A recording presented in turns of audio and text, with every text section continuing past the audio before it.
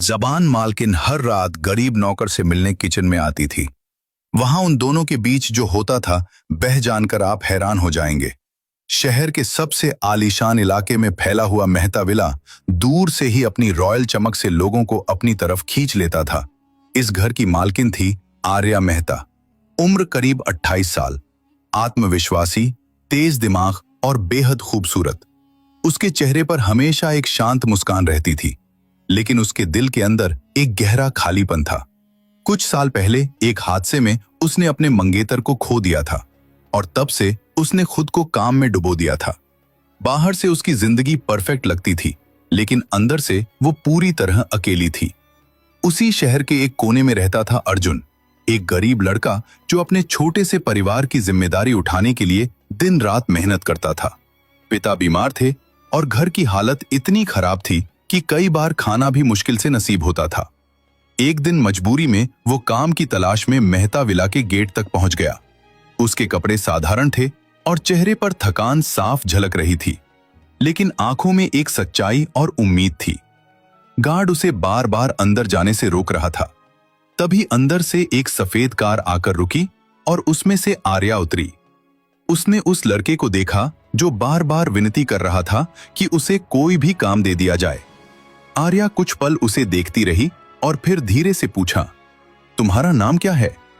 लड़के ने सिर झुकाकर कहा, मेरा नाम अर्जुन है मैडम, मैं कोई भी काम कर लूंगा, बस मुझे काम दे दीजिए।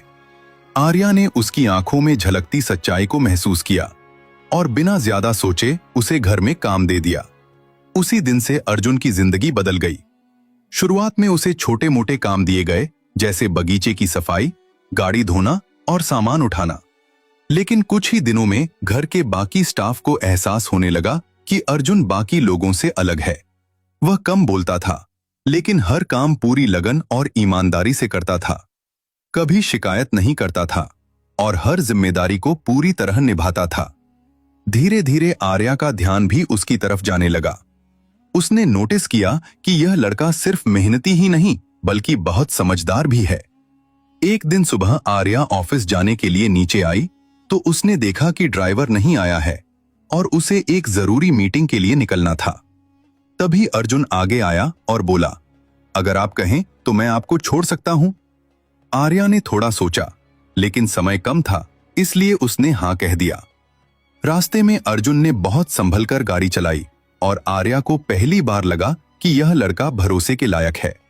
उस दिन के बाद धीरे धीरे अर्जुन को घर की कई जिम्मेदारियां मिलने लगी, लेकिन असली कहानी दिन में नहीं बल्कि रातों में शुरू होने वाली थी। दिन भर काम में व्यस्त रहने वाली आर्या जब रात को अपने कमरे में अकेली होती तो उसे अपने बीते हुए रिश्ते की याद सताने लगती। कई बार वह बालकनी में खड़ी होकर देर तक अंधेरे में देखती रहती। उसे लगता जैसे जिंदगी बहुत लंबी और बहुत खाली हो गई है। एक रात करीब 11 बजे की बात है। पूरे घर में सन्नाटा था। तभी आर्या नीचे किचन में पानी लेने आई और वहां उसने देखा कि अर्जुन अभी भी जाग रहा है और चुपचाप बर्तन साफ कर रहा है। आर्या ने हैरानी से पूछा, तुम अभी तक सोए नहीं? अर्जुन थोड़ा घबरा गया और बोला, मैडम बस काम खत्म कर रहा था। आर्या कुछ पल चुप रही, फिर उसने अचानक पूछा, तुम्हें अपने घर की याद नहीं आती? अर्जुन ने हल्की मुस्कान के साथ कहा, याद तो आती है मैडम, लेकिन वहां हालात ऐसे हैं कि वापस जाना भी मुश्किल है। आर्या ने पहली बार उसके जीवन की सच्चाई को महसूस किया और दोनों के बीच कुछ पल की खामोशी छा गई। उस रात उनकी बात ज्यादा लंबी नहीं चली, लेकिन एक छोटा सा भरोसा जरूर बन गया। इसके बाद कभी कभी ऐसा होने लगा कि जब भी आर्या को नींद नहीं आती, वह नीचे चली आती और वहां अक्सर अर्जुन मिल जाता। धीरे धीरे दोनों के बीच छोटी छोटी बातें होने लगी। कभी आर्या अपने काम के तनाव के बारे में बताती तो कभी अपने पुराने दिनों को याद करती और अर्जुन हमेशा चुपचाप सुनता रहता। वह अपनी सीमा में रहता था और हमेशा मालिक और नौकर के रिश्ते की मर्यादा को समझता था। लेकिन घर के बाकी लोगों की नजरें अब बदलने लगी थीं। एक रात कामवाली सुनीता ने चौकीदार मोहन से धीरे से कहा, तुमने नोटिस किया है ना, मैडम अक्सर रात को नीचे आती हैं और अर्जुन भी वहीं होता है। मोहन ने हल्की हंसी के साथ कहा, हाँ, मैंने भी देखा है, कुछ तो बात जरूर है। धीरे धीरे यह फुसफुसाहट पूरे घर में फैलने लगी और लोग अपनी तरफ से कहानियां बनाने लगे। किसी ने कहा, मैडम उस लड़के पर जरूरत से ज्यादा भरोसा करती हैं। तो किसी ने कहा, रात को दोनों देर तक साथ रहते हैं। लेकिन इन सब बातों से बेखबर आर्या और अर्जुन अपनी अपनी दुनिया में थे। उन्हें बिल्कुल अंदाजा नहीं था कि उनकी साधारण सी बातचीत को लोग किस नजर से देख रहे हैं। और यही वो शुरुआत थी जहां से एक ऐसी कहानी जन्म लेने वाली थी जिसकी गूंज जल्द ही पूरे शहर में सुनाई देने वाली थी। विला बाहर से जितना शांत और भव्य दिखाई देता था, अंदर उतनी ही तेजी से अफवाहों का जाल फैलता जा रहा था। नौकरों की छोटी छोटी बातें अब धीरे धीरे पूरे इलाके में चर्चा बनने लगी थी। काम वाली सुनीता और चौकीदार मोहन जब भी अकेले मिलते तो उनकी बातें हमेशा आर्या और अर्जुन पर आकर रुक जाती।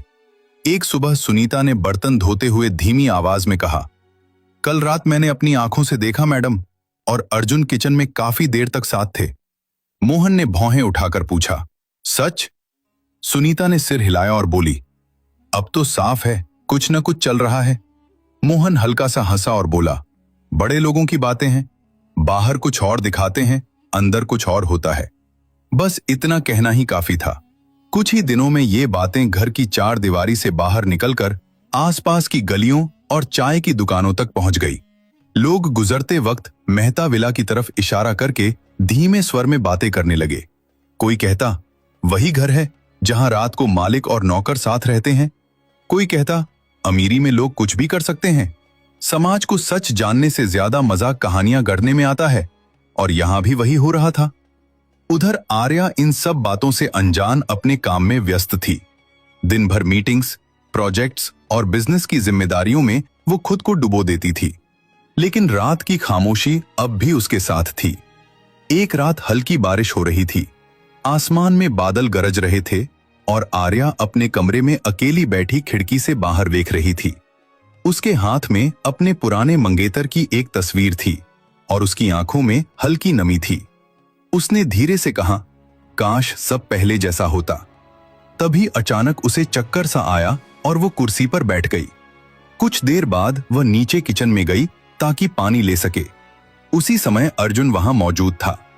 उसने तुरंत नोटिस किया कि आर्या की तबीयत ठीक नहीं है। उसने घबराकर पूछा, मैडम आप ठीक हैं? आर्या ने धीमी आवाज में कहा, बस थोड़ा चक्कर आ रहा है।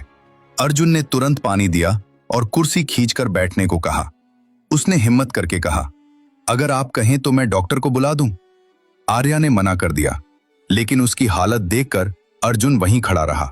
उसने कहा, मैं चाय बना देता हूं, शायद आपको आराम मिले। आर्या ने हल्के से सिर हिला दिया। अर्जुन चाय बनाने लगा और कमरे में खामोशी फैल गई।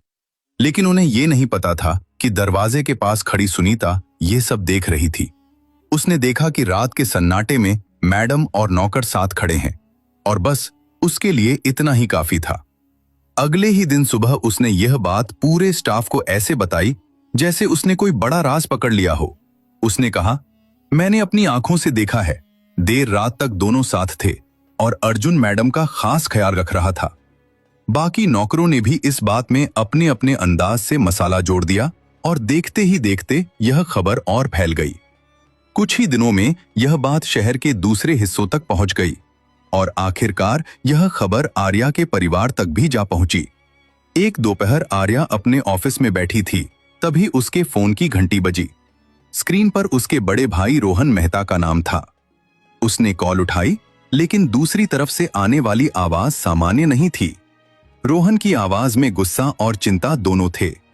उसने सीधे कहा, आर्या मुझे तुमसे कुछ पूछना है और उम्मीद है तुम सच बताओगी।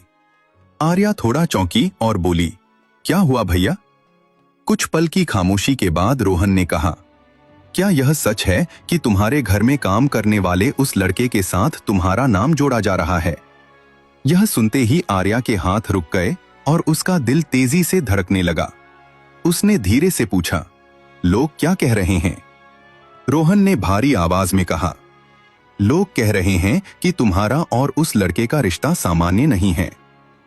यह सुनकर आर्या के चेहरे का रंग उड़ गया। उसे यकीन नहीं हो रहा था कि दुनिया उसकी और अर्जुन की साधारण इंसानी बातचीत को इतना गंदा रूप दे सकती है। और उसी समय मेहता विला के बाहर खड़ा अर्जुन अनजाने में कुछ ऐसी बातें सुनने वाला था जो उसके दिल को अंदर तक हिला देने वाली थी। और यहीं से इस कहानी का सबसे मुश्किल मोड़ शुरू होने वाला था। आर्या के भाई रोहन का फोन कट चुका था, लेकिन उसकी बातें जैसे आर्या के दिमाग में गूंजती ही रह गई थी। उसे समझ नहीं आ रहा था कि लोगों ने उसकी और अर्जुन की मासूम बातचीत को इतना गलत रूप कैसे दे दिया। उसी शाम वो भारी मन से मेहता विला लौटी और जैसे ही कार गेट के अंदर आई, अर्जुन दौड़कर गेट खोलने आया। लेकिन आज पहली बार आर्या की आंखों में वही पुरानी सुकून वाली नजर नहीं थी। उसने बस हल्के से देखा और बिना कुछ बोले अंदर चली गई। अर्जुन वहीं खड़ा रह गया और उसे महसूस हुआ कि कुछ तो बदल गया है। उस रात घर का माहौल अजीब सा शांत था। किचन में काम करते हुए अर्जुन कई बार सोच में पड़ जाता कि आखिर गलती कहां हुई। तभी पीछे से सुनीता और मोहन की धीमी आवाजें आईं। सुनीता बोली, अब तो बात ऊपर तक पहुंच गई है। मोहन ने कहा, हाँ सुना है, मैडम के भाई बहुत नाराज हैं। अर्जुन ने यह सब सुन लिया, लेकिन उसने कुछ नहीं कहा और चुपचाप अपना काम करता रहा। अगले दिन सुबह आर्या ऑफिस जाने के लिए नीचे आई तो उसका चेहरा पहले से ज्यादा गंभीर था। उसने ड्राइवर को जल्दी आने को कहा, लेकिन अर्जुन चुपचाप खड़ा सब देख रहा था। उसे लगा कि आर्या उससे कुछ कहना चाहती है, लेकिन वो चुप रही और चली गई। उस दिन पहली बार अर्जुन को लगा कि इस घर में उसकी मौजूदगी अब सवाल बन चुकी है। शाम को जब वह बगीचे में काम कर रहा था तो सुनीता पास आकर ताने मारने लगी। सुनीता ने कहा, अब तो तुम्हारी तो मौज है, बड़े लोगों के घर में नाम चल रहा है। अर्जुन ने शांत स्वर में कहा, मैं बस अपना काम करता हूं। लेकिन सुनीता हंस पड़ी और बोली, काम तो सब करते हैं, लेकिन नजरें कुछ और ही कहानी बता रही हैं। यह सुनकर अर्जुन के हाथ रुक गए, लेकिन उसने खुद को संभाला और बिना जवाब दिए वहां से चला गया। उसी रात आर्या देर से घर लौटी और सीधे अपने कमरे में चली गई। अर्जुन किचन में खड़ा उसे देखता रहा, लेकिन इस बार वह कुछ भी पूछने की हिम्मत नहीं कर पाया। रात करीब 12 बजे जब पूरा घर सो चुका था तो आर्या नीचे आई। वह सीधे किचन में गई और वहां अर्जुन को देखकर कुछ पल चुप रही। फिर उसने धीमी आवाज में कहा, क्या तुमने सुना है, लोग क्या कह रहे हैं? अर्जुन ने सिर झुका लिया और कहा, हाँ मैडम। आर्या ने गहरी सांस ली और कहा, और तुम क्या सोचते हो? यह सवाल अर्जुन के दिल को छू गया। उसने कहा, मैडम मैं इतना जानता हूं कि मैंने कभी गलत इरादा नहीं रखा।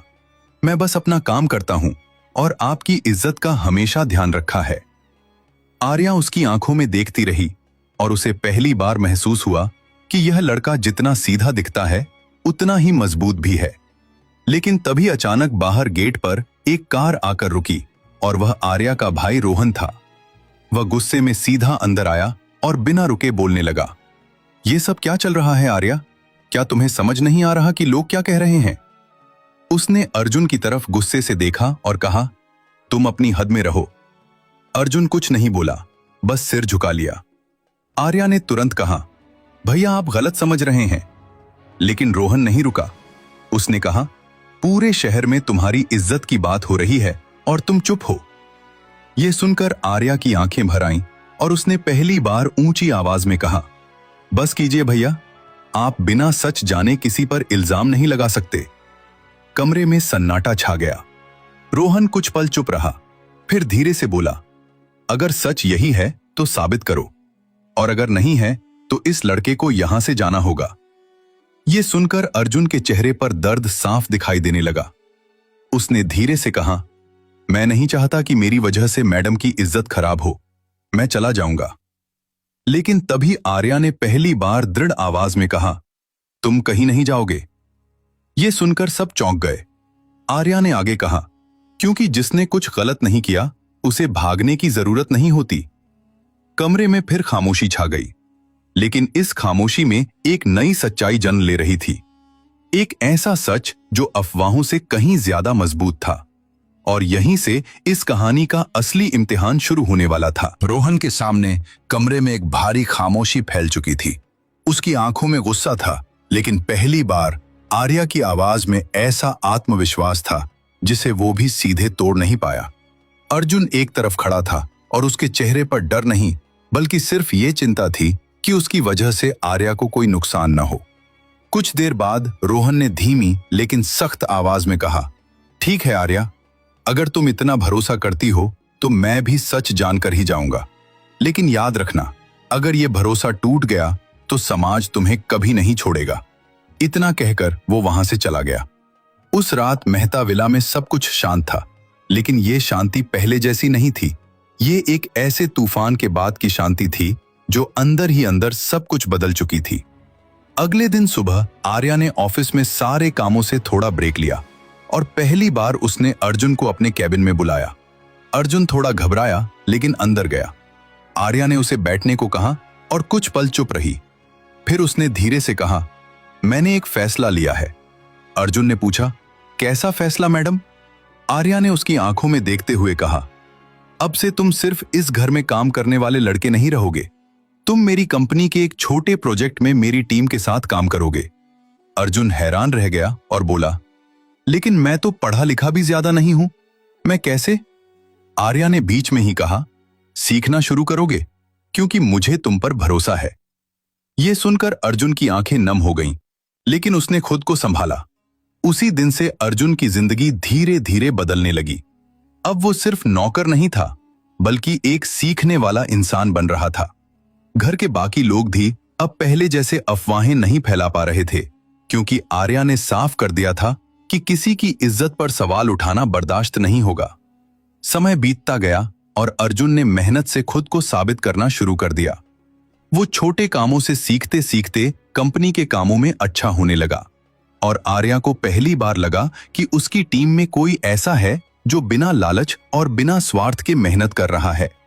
धीरे धीरे दोनों के बीच एक मजबूत भरोसा बन गया, लेकिन अब वो भरोसा अफवाहों से नहीं बल्कि सच्चाई और सम्मान से जुड़ा था। कुछ महीनों बाद एक बड़ा बिजनेस प्रोजेक्ट आया जिसमें कंपनी को बाहर से एक भरोसेमंद इंसान की जरूरत थी और आर्या ने बिना झिझक अर्जुन का नाम आगे कर दिया। ये सुनकर कई लोग हैरान हुए, लेकिन आर्या अपने फैसले पर अडिग थी। प्रोजेक्ट के दिन अर्जुन बहुत नर्वस था, लेकिन उसने पूरी मेहनत से काम किया और सबको चौंका दिया। मीटिंग खत्म होने के बाद क्लाइंट ने खुद आर्या से कहा, आपका यह लड़का बहुत ईमानदार और तेज है, इसे खोना मत। उस दिन पहली बार आर्या को महसूस हुआ कि उसने सही इंसान पर भरोसा किया है। शाम को जब दोनों ऑफिस से बाहर आए तो हल्की बारिश हो रही थी। आर्या ने छतरी खोली और अर्जुन उसके साथ चलने लगा। रास्ते में कोई अफवाह नहीं थी, कोई फुसफुसाहट नहीं थी, सिर्फ एक सच्चा सम्मान था। अर्जुन ने धीरे से कहा, मैडम, अगर आपने उस दिन मुझे सपोर्ट नहीं किया होता तो मैं आज यहां नहीं होता। आर्या हल्के से मुस्कुराई और बोली, मैंने सिर्फ एक इंसान पर भरोसा किया था और वह भरोसा गलत नहीं था। दोनों कुछ पल चुप रहे और आगे बढ़ते गए। मेहता विला अब पहले जैसा नहीं था। अब वहां शक नहीं बल्कि समझ थी। और इस पूरी कहानी ने सबको यह सिखा दिया कि जब इंसानियत और भरोसा सच्चा हो तो अफवाहें खुद ही खत्म हो जाती हैं।